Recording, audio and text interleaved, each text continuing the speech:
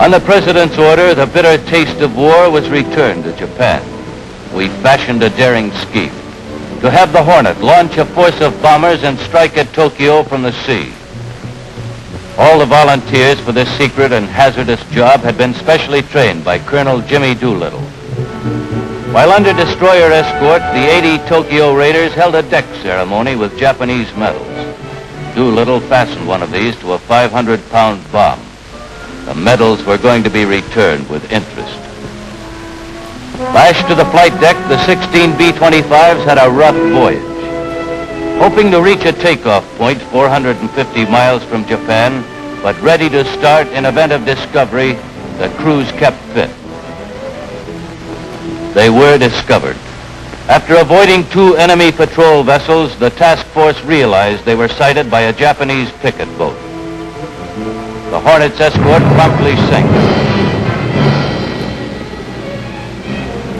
Since secrecy had been compromised and fearing an alarm all over Japan, Doolittle, forced into the decision, ordered the planes to be launched. This was 800 instead of 450 miles from Tokyo, and 10 hours earlier than planned.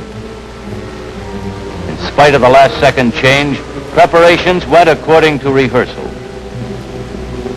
Only 467 feet of clear deck faced Doolittle's lead ship. The rest barely had room in which to rev up, and the last plane hung precariously out over the stern of the Hornet. After the wind-up by the flight officer, Doolittle made his run down the plunging deck.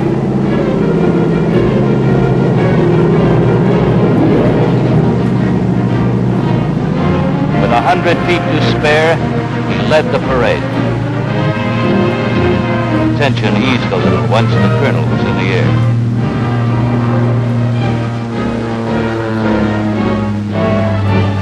Crewmen cheered as one plane after another screamed down the swaying runway.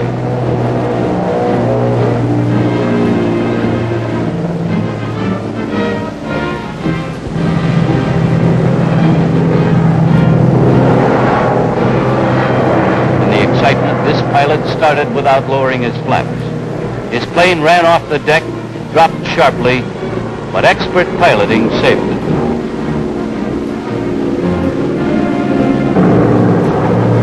Launching fully loaded medium bombers had never been done before. When the decks of the flagship were cleared, Admiral Halsey signaled to Colonel Doolittle and his gallant command, "Good luck and God bless you." Tokyo, oddly enough, had just completed an air raid drill. Their patrol boat had warned the city, but the attack was expected the next day.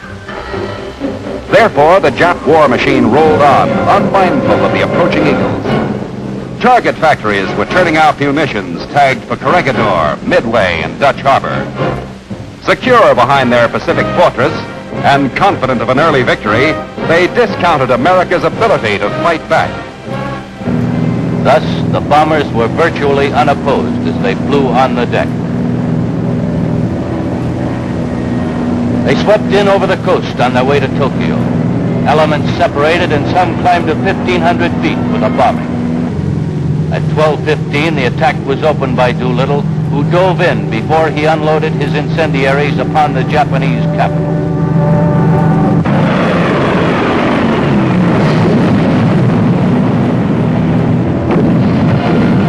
One after another, they checked off their targets.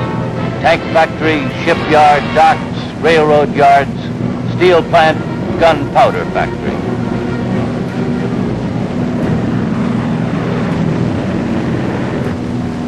As the raiders left Tokyo with a broad trail of flame and smoke in their wake, Japan tasted war.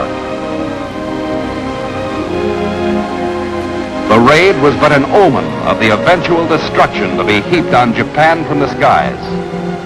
As Doolittle later promised, "We're going back to Tokyo, and we shall go in full array and with mighty allies."